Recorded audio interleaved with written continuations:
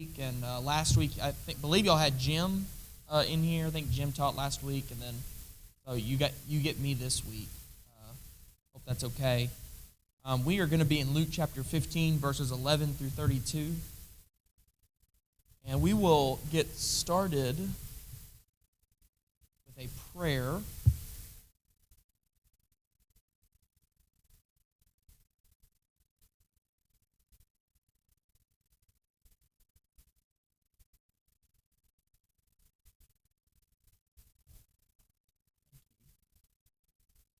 Trapping us in here. They're closing all the doors. So no one can leave now. You've stayed claiming here. Let's pray. Heavenly Father, thank you so much for all that you do. Thank you for your wonderful grace and mercy that you have showered on us. And thank you so much for this morning that we are able to learn, able to know more about you. And in doing so, that we don't just use it to have information, but we do it to grow in relationship with you, that we grow in starting, or maybe continuing in our relationship with you. Dear Lord, thank you so much for your Son who dies for us, who died for us so long ago, and yet his death still means so much to all of us. Thank you for our lives that we have, the food and the blessings that you rain down upon us. May we never take those things for granted, but may we always look to you with hope and excitement for the future. Dear Lord, may we never let fear, may we never let powers go against us, but may we always trust in your love, your mercy, and your kingship. Dear Lord, we know that there are those that are struggling in our midst. There are those that are struggling with cancers and diseases and struggles in life due to their health. We know that there are people who are like the prodigal son, who are out living recklessly, and we just desire for them to return. We desire for them to come and take the extended hand of the Father. Dear Lord, we ask you that you help us to always be showing that extended hand of grace and mercy to those people. Dear Lord, we ask you that you bless this congregation, that you help us to always grow and be faithful to you. Help us to always think about you in everything that we do. Dear Lord, thank you so much for this opportunity this morning. It's in your blessed Son's name that we pray. Amen. So I have the opportunity to speak on the prodigal son this morning. I believe that y'all might have already done this story. I don't know. The past few weeks, I believe Jeff thought that he did one lesson too much or something along those lines. And then Jim skipped this lesson last week. He told me. And then so I had this lesson. So we'll talk about the prodigal son in Luke chapter 15. And as I was studying for this passage, I was looking at it and thinking about it. I realized that I am like the most unqualified to talk about the prodigal son. And the reason for that is because y'all have probably heard 30, 40 lessons on the prodigal son. Even if you've been a Christian for maybe 2, 3, or 5 years, you've probably heard a lesson on the prodigal son at least 5 times. It's a very well-known passage. It has a very rich history that there are, from all denominations of Christianity, you will hear a lesson on the prodigal son. Now, it might not always end the same way, but it will definitely be in a lot of the denominations that we see in our world today. The prodigal son story is one that is used to bring people back from the brink of their eternal destiny, to save them and to rescue them. It's a story that talks about God's love and God's favor, which is where we are going to go this morning. And so I don't claim to add anything to the story, in the sense of anything to your knowledge of the story. What I think that my job this morning is just to remind us of the story, to remind us of what the story means and how the story can affect us in the best way possible. And so I hope that I'm able to do that this morning. I hope I'm able to remind us of the principles of the story and how the story can truly show us the love of God the Father. And so if you will, let's look in Luke chapter 15. And let's start in verse 1. Luke chapter 15 and verse 1. We're going to read a few verses and then we're going to go down to verse 11. Now the tax collectors and sinners were all drawing near to hear him. And the Pharisees and the scribes grumbled, saying, "This man receives sinners and eats with them." And so he told this parable. And then the parables that follow are one of the sheep that goes away, the sheep that runs away. And there's 99 sheep at home, and those are all good, but the shepherd goes out and he saves the one sheep. And then he brings it home, and what do when they bring the sheep back? They celebrate. They get excited. And then there's the next story, which is the story of the young woman, or I shouldn't say young, the woman who loses a coin.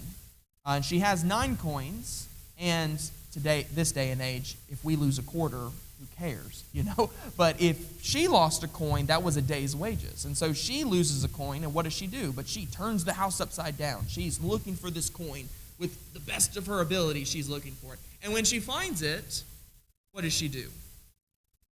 She celebrates. She looks and she says, "Oh, wow, look, I found the lost coin." Notice in the first story, they celebrate, I believe, with a party. Then the second story, she doesn't celebrate with a party at all. I guess she really wants to keep that one coin. She doesn't want to throw a party and spend any money on it. Then, and I might be wrong on that, I can't remember, but I think I'm right on that. Then verse 11 comes, and let's read verse 11 and following. And Jesus said, or he said, "There was a man who had 2 sons. And the younger of them said to his father, 'Father, give me the share of property that is coming to me.' And he divided his property between them. And not many days later, the younger son gathered all he had and took a journey into a far country. And there he squandered his property in reckless living." Now, some translations might, the New King James Version, I believe, says the prodigal living. Some might say some like debauchery. I can't remember what the King James Version says. What is it? The prodigal son lives righteously. Oh, riotous. Oh, thank you. Riotous. Okay. Riotous living. And so there are a number of different ways to look at that. I'm reading the ESV this morning. Reckless living. And verse 14, and when he had spent everything, a severe famine arose in that country, and he began to be in need. So he went and hired himself out to one of the citizens of that country, who sent him into his fields to feed pigs. He was longing to be fed with the pods that the pigs ate. No one gave him anything. But when he came to himself, he said, "How many of my father's hired servants have more than enough bread? But I perish here with hunger. I will arise and go to my father, and I will say to him, 'Father, I have sinned against heaven and before you. I am no longer worthy to be called your son. Treat me as one of your hired servants.' And he arose, and he came to his father. While he was still a long way off, his father saw him and felt compassion, and ran and embraced him and kissed him. And the son said to him, 'Father, I have sinned against heaven and before you. I am no longer worthy to be called your son.' But the father said to his servants, 'Bring quickly the best robe and put it on him, and put a ring on his hand and shoes on his feet, and bring the fatted calf and kill it, and let us eat and celebrate. For this my son was dead and is alive again. He was lost and is found.' They began to celebrate." So, the story historically has been called the prodigal son story. It's been called the story of the son who goes up to his father and he desires the share that he is going to give to him. I question, who is the main character of the story? I think many of us might say the prodigal son is the main character of the story. But the story opens up with a man had 2 sons. Almost like the man is the main character, and I'll explain that a little bit further as we continue. The man is the main character, but the 2 sons are kind of side characters who go and they do their own things, and we're learning about what the man does, what the father does.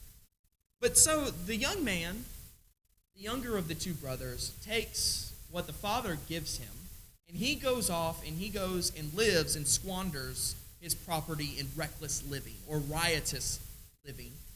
Or prodigal living. Now, the question that we have that we should have is, well, what is prodigal living? What is reckless living? Well, there are a number of ways that we can find this out. One of which is, where else do we see this word reckless being used? And most likely in our Bibles, there's about 4 times that this word is used, and it's first found in Luke in this section, in this verse. But then there are 3 other ones, like Titus chapter 1 and verse 6, where it talks about the elders. And what kind of elders do you want? You want ones that have children who are not reckless. You want children that are not going to act recklessly. There's one time in Ephesians chapter 5, verse 18. Do not get drunk off of wine, for that is reckless. That's debauchery, is how I believe the ESV quotes it. Or not even just that, but if you think about 1 Peter chapter 4, verse 4, that your friends, all the ones that you used to be around, who live recklessly, will be surprised when you don't want to live recklessly anymore. So this phrase, and actually I looked up one other one, one non-biblical translation of this word, and it was interesting. To live recklessly was used this word recklessly was used in one sense, that someone would go and take a bottle of wine and pour it over somebody's feet to anoint their feet. That's how reckless that they are. And so I think in this situation, I think what it means to live recklessly would be the equivalent of, say you just got a whole bunch of money. You got your tax returns back. Has anybody got their tax returns back just yet? I know I haven't even done my taxes, so I don't really necessarily want to talk about it. One of the things that I think about is you get your tax return back and you decide, I think it's really good to take me and my 20 closest friends and go to the 360 Grill, the restaurant on top of that hotel over there, the Marriott. And so I'm going to go over there and I'm going to feed 20 of my friends. And by the way, you can get anything that's on the menu. So if everybody wants the 40-ounce steak, you just go and you get that. If you want the drinks, you just go and get that. And so the reckless living seems to be this, because notice, he runs out of money. He runs out of it completely. And not only does he run out of money, he runs out of money at the worst possible time that you could run out of money. And when is that? When a famine comes. And now not only is he out of money, but now he's about to starve. So what does he do? I'm going to go get a job. I'm going to go work. But the job that he gets is working with swine. Working with hogs and going. And he is staying true to his Jewish roots. And yet, because of that, he's starving. Notice that he doesn't kill any of the pigs. He says, oh, I'm starving here. My father's servants eat better than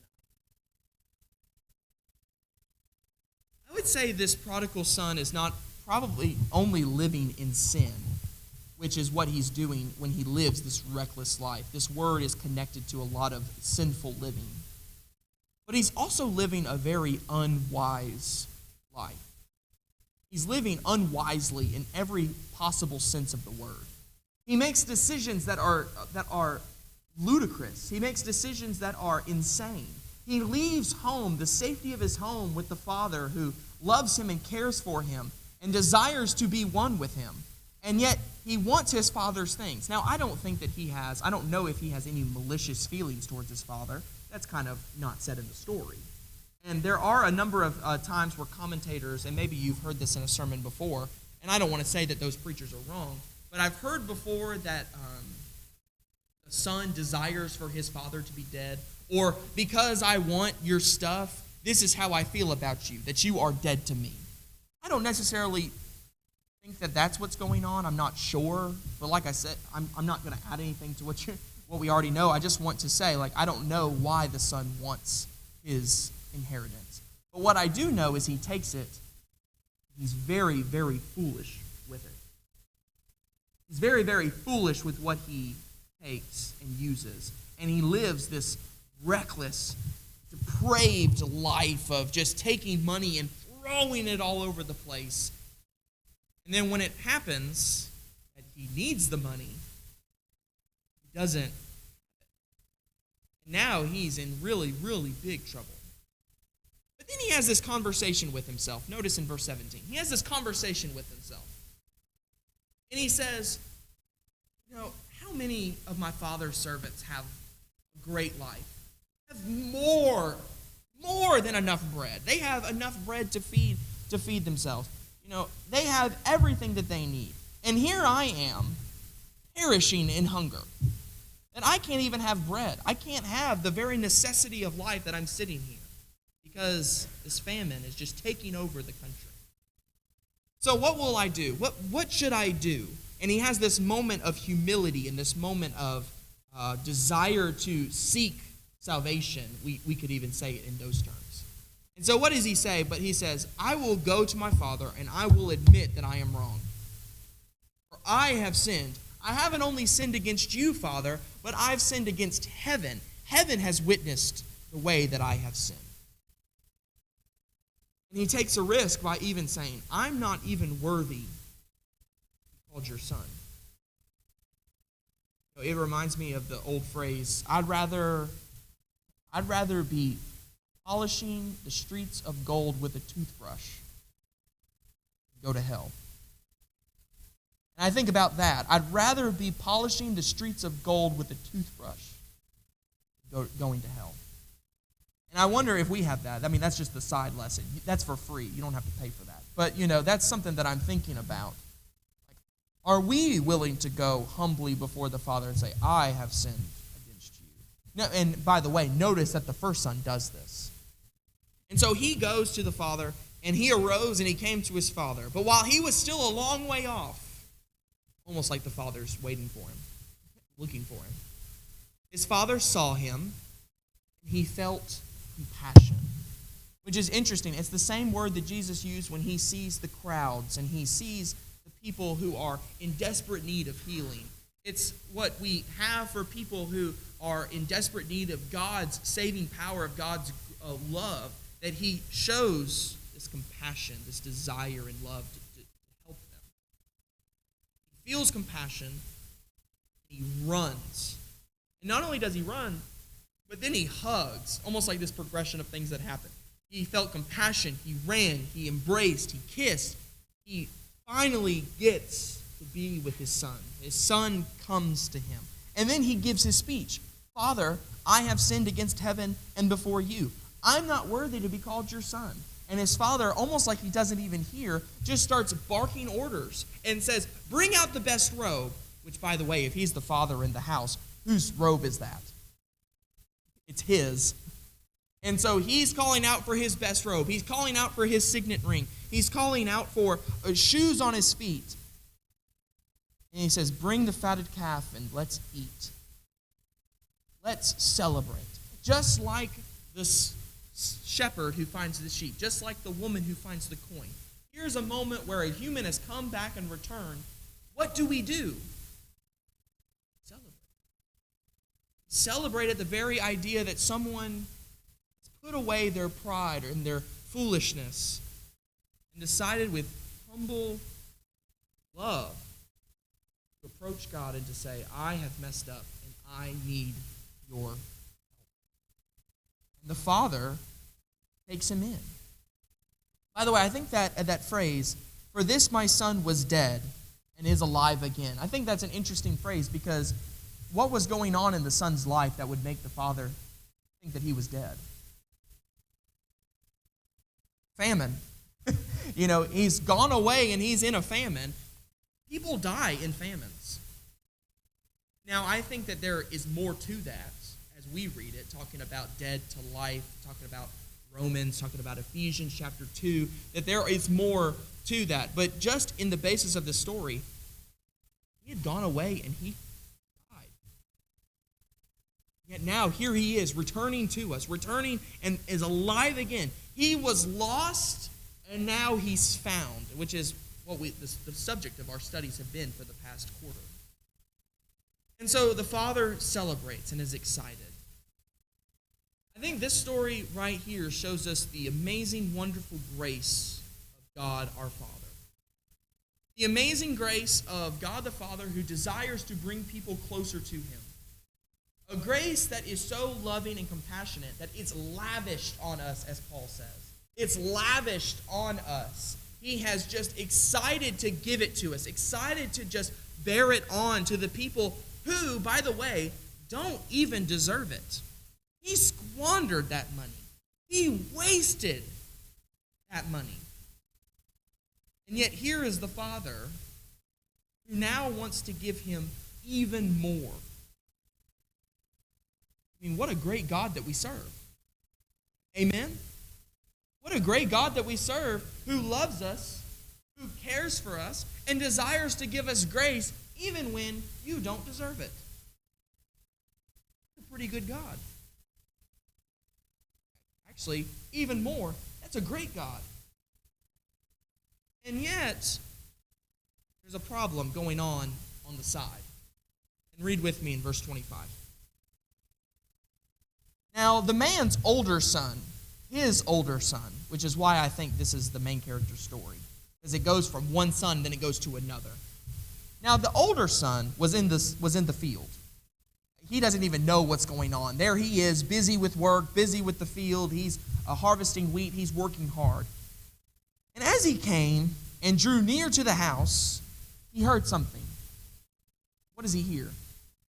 Music. Well, he heard that. And then, I don't know what that was. But he heard music and dancing. And he called one of the servants and asked what these things meant. And the servant said to him, "Your brother has come, and your father has killed the fattened calf, because he has received him back safe and sound." So, without reading the next phrase, what would you do? I would imagine that what we ought to do is join the party. Son's back, your brother's back, and yet here you are, and you've heard this news. How would we react? His reaction was, he was angry, refused to go in. And his father came out and entreated him, or pleaded with him. But he answered his father, and this is telling of the problem that we're having today. "Look, these many years I have served you, and I never disobeyed your command. Yet you never gave me a young goat, that I might celebrate with my friends. But when this son of yours came, who has devoured your property with prostitutes, you killed the fattened calf for him." And the father said to him, "Son, you are always with me, and all that is mine is yours. It was fitting to celebrate and be glad, for this your brother was dead and is alive. He was lost, is found." I think it's telling of the son that what he worries about is, well, where's my party? That's one part of the problem. Where's my party? Where was the where was the goat, the young goat, in the celebration with my friends? Notice also, it's this loweredness. He's not asking for a fattened calf. He's asking for the goat, which is a lot smaller than a fattened calf. And he's saying, well, where was my goat when I had an opportunity? Where was it that I could celebrate with my friends? I've been here doing everything that you wanted me to do. And yet now you're celebrating this man who has gone out and wasted his money with prostitutes? You've wasted your money he's wasted his money with sinners, and yet you want to welcome him back and give him a party like this was something great that he did? And I love the father's response, because the father wants to reassure him, "Son, always with me. All that is mine is yours." It's fitting to celebrate. It's fitting to come to the Father. It's fitting to come to this party. It's fitting to be a part, because your brother was dead. He was dead and now he's alive. He was lost, but now he's found. It's fitting to do this. And if you notice, the story ends. It doesn't, if I remember correctly, I don't have all of it up. Yeah, it ends. It ends right there. And the question that stands is, well, does he go to the party or not? Does he go to the party? And see, that's what we don't know. We don't know what the Son decides to do. Actually, it's really interesting in biblical stories that you'll see. Acts 28 is another good example of this. In this portion of the story, as well as in Acts 28, there's this question about, well, what will the reader do with the story? What will you do with this story? Are you the elder son? Are you the younger son? Or are you God? Or are you the Father? And that's a question that we're supposed to ask ourselves in this. But the point that I want to bring up is this. Both stories show to us lost sons.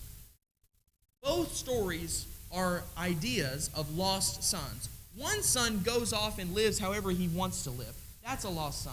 But the problem is that there's another son who has no idea anything about the Father, and he doesn't know anything about what the Father desires, and yet here he is, and he's mad.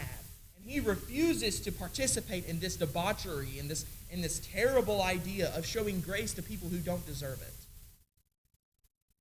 And so you have two sons here, and the image that we're supposed to follow is that of the Father.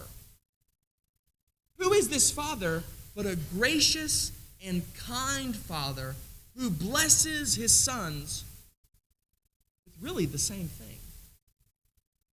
There's going to be one feast. Everybody's invited to it. Notice these two ideas of one is he blesses him and one is he pleads with him. He wants the elder son to come. He wants the elder son to be a part of this gracious, lasting living. He wants him to eat at the table. Which, by the way, if you go back up to verses 1 and 2, what is the complaint of the Pharisees and the scribes? Here Jesus is eating with these people. Eating with them. Jesus takes it and turns it into a story. Turns it into a lesson. How much time do I have? I got about an hour more stuff. Is it 9:40? Not 30 more minutes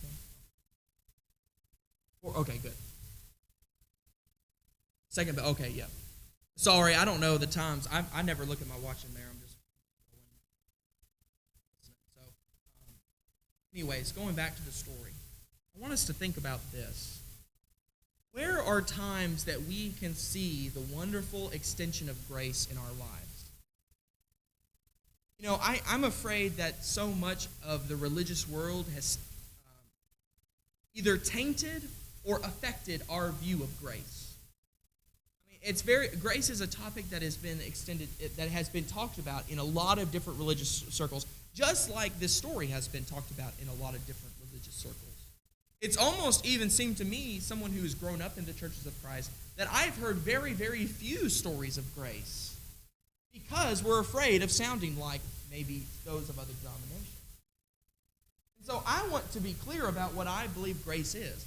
I believe grace is the extension of God the Father to welcome and to bring people into the body of his Son. Which means that you can be anybody of any race, color, gender, age, anybody in that scenario. And whether, no matter what has happened, you have the opportunity to give yourself to the body of the Son of God and live as he desires you to live. Because of grace, you now have the ability to bow down before the Father. He will welcome you into his home. I believe that's what grace is. That, there's a lot more to it, I'm sure, but that's the 20-second synopsis of what it is. And because of that, we have two stories right in front of us of a father who wants to lavish grace onto both of his sons. And yet there's two responses. The first son, I believe that we are very, very able to see how we should welcome in that son. We can see this even today. How many addicts, how many criminals, how many people that are just living debased lives, we can even use that term, that are out in the world, that when they come and they come forward and desire to be baptized, that we could say, that is a great opportunity. That is super great. I love it. And yet the second story is of someone who is so religiously persnickety that God extends the same grace to them. about the second brother. What I think happens sometimes, I don't know, I could be wrong about this. I've been wrong a lot in my life. One of the things that I think about what happens with the second brother is we think, well, he needs to get over it. He's wrong. And yes, he is wrong. And he needs to recognize that he's wrong and he needs to fix it. And we don't really respect or feel grace for the one who we actually use terms like that too. Holier than thou. We use it as derogatory. In this moment, God's love, he extends grace to both brothers and desires for them to join into the party. He extends and he wants this son to just join him and to love on his brother. And yet the brother of the Pharisee is looking and he's saying, you just cannot do that. I've worked too hard.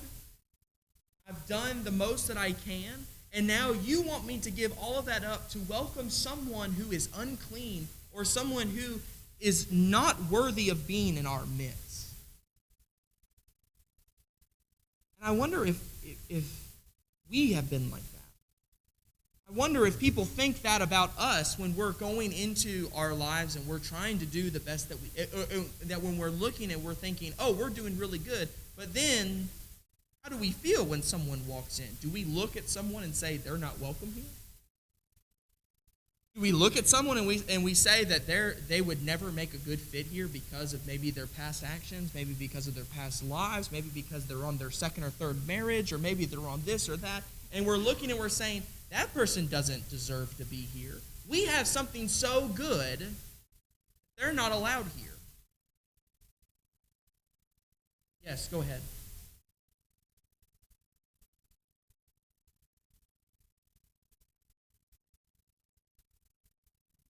Why is that?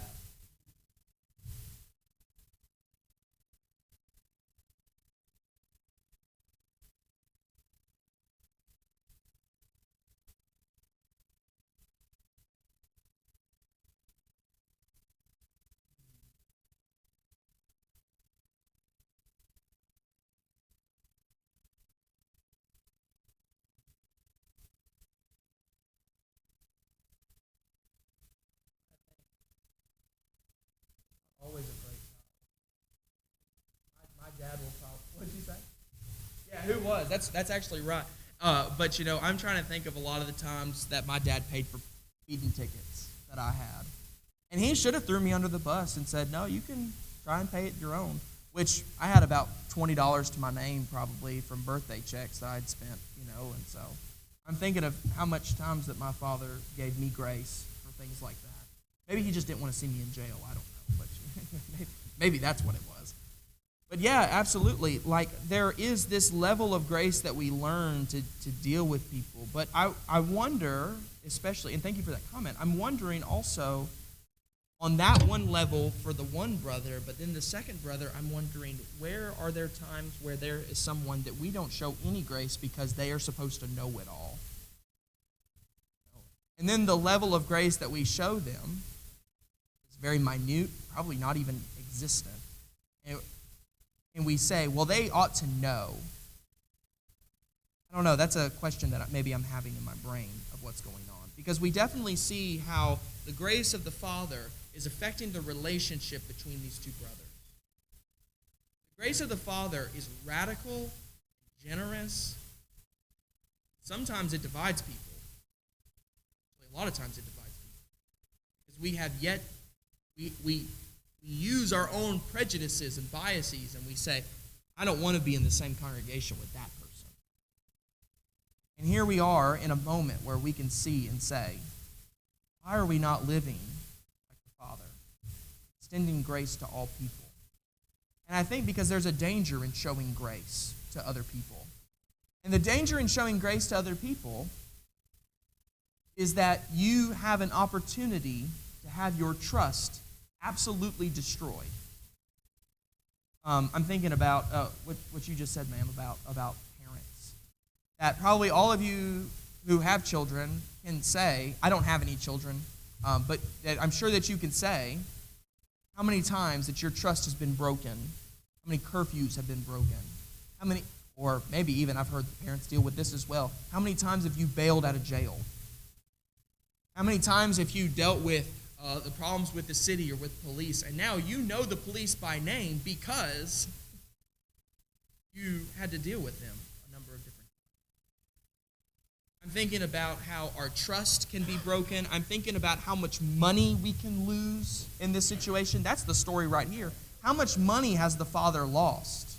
And now, in his radical graciousness, he's ready to dish out even more money, more possessions. And yet we're not always willing to give money to the poor and to the needy. We're fine with giving money here because, well, obviously it's a good opportunity to give money and to further the kingdom. But when was the time that someone asked for money, but even though we had it, we weren't ready to give it? They might buy alcohol. They might buy drugs. And so I'm wondering, this lavish grace that the Father pours, this lavish grace that the Father pours on his sons, are moments for us to learn and to see, look at how great we have it. Don't we want that? Somebody else? Don't we want that for the brother who has been gone for so long? Don't we want that for the brother who does think that he knows it all? Don't we want that for everyone who's in the church or wants to be a part of the church? I'm afraid I'm going to run out of time, but I do want to tell you this story and talk about this story. Is anybody familiar with the name Homer Hickam? Anybody know that name at all? Homer Hickam was a rocket scientist who also served in the Vietnam War, and when he served in the Vietnam War, he then, after that, became an author. He actually lives in Huntsville, if I remember correctly. Homer Hickam is most well known for his book that he wrote called Rocket Boys. Has anybody heard of this book at all? You actually might know it more familiar by the movie in 1999, October Sky. Okay, I got Bob with me. And so there was this movie about October Sky, which was following Homer Hickam and his learning about rockets and his learning about how to deal with rockets and the problems that he was experiencing during that. And the movie is really fun. I think Jake Gyllenhaal does a great job in that movie if you ever have an opportunity. I think there's a little cussing, but it's mostly just a biography of Homer Hickam's life. But Homer Hickam and his father had a terrible relationship, an awful relationship. Homer Hickam Jr. and Sr., I'll call them Jr. as the son and Sr. as the father. Jr. was born to Sr. and his wife, but the father thought that it was going to be a daughter. So he already kind of got annoyed when he had a son instead. But then when Junior grew up, he wasn't really involved in sports. He wasn't a football player like his brother. He wasn't really that big and strong. He wasn't the one who could, fight everybody and stand up for himself. He was a band geek. And not only was he a band geek, but he was also a science nerd. He was into the STEM subjects, science, technology, and math. And so he's dealing with that, and their relationship is really, really on edge. His father worked nonstop at the coal mines in West Virginia. And as he was working in the coal mines, he was recognizing that he wanted his son to be a part of the coal mines as well. He wanted him to be a part of that job, as most of the boys in that town did. They left high school, and they would instantly get a job at the coal mines. But Junior was not interested in working at the coal mines. Actually, in fact, he wanted to be involved with rockets. He wanted to go, and he wanted to fly rockets, he wanted to shoot rockets, and he wanted to learn more about them. He was involved in the science fair in his senior year, I believe. And when he went into the science fair, he got first place in his local science fair, and then he went off into, I believe, either nationals or state science fair, and he won first place. And in the movie, I like how they did it, but I will say Hickam said that it was portrayed kind of wrongly. But he's in this giant crowd after he just won first place, and he goes, and a German man shakes his hand. And he goes to another person. He doesn't realize who it is, but he shakes the German's hand, and then he walks off. And then someone says, "Hey, did you get to meet him?" And it turns out that he just met Von Braun, who many of you know worked at the NASA station over here in Huntsville. And so he comes back home, and he goes to his father, the father that he doesn't deal very rightly with, that they have a very harsh relationship. And he goes to his father and he says to him, "Hey, Dad, I'm about to do my one last rocket launch. I'm about to do this one last rocket launch, and I'd really like you to be there." But almost like the father really doesn't want to think about it, he just automatically says, I'm really busy. I don't have time.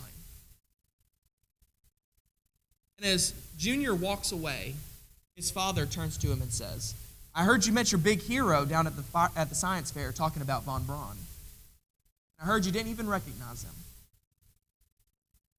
And Junior turns and he looks to his father and he walks up to him and he says, "Dad, Von Braun is a wonderful scientist.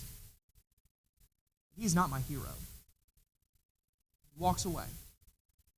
And you can tell in the movie, I like how they do it, as he goes down into the coal mine. The question is the same right here. Will he go? Will he be a part of the party? Will he be a part of this celebratory time to say thank you to grace and mercy? And then it moves on to the next scene. And as Junior is telling people here, I want to dedicate this to my father and to my mother. As he's saying the sentence, the next thing that happens is he sees his father coming to watch the show. And he looks and he says, "Dad, I can't shoot this rocket off if I don't have somebody to push the button to send it off."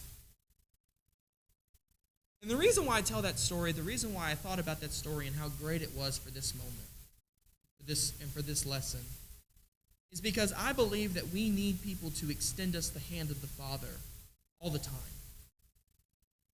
And that all the time might be opportunities that you look and you see that someone is extending grace to you and giving you an opportunity to follow after the Father. And the question is, will you be the younger son who takes it and lavishly allows it to be blessed on you? Or will you be the older son who ignores it, gets angry, and says, "You don't deserve to be a part of my community"? I think that story of October Sky with Homer Hickam shows us a love and an extension of grace I think we can all learn from. I hope this lesson has been beneficial to you. Let's pray as we close. Heavenly Father, I just ask you that you please help us to extend grace and to love more effectively. Dear Lord, I hope that something today was said to turn someone to you. I hope that there was something that was brought up that was a question in someone's mind. I ask you more than that, to help us to be gracious to all sorts of people. The ones that we despise because they're addicts, or the ones we despise because they're know-it-alls, or whatever it might be. Dear Lord, I ask you that you please help us to be thoughtful of others, to be gracious and kind towards them. Dear Lord, help us today to worship you with spirit and with truth, to worship you with all of our souls and all of our minds and all of our hearts. Help us to be more like you every day. In your Son's name do we pray. Thank you for your attention. I'm sure the bell's about to ring.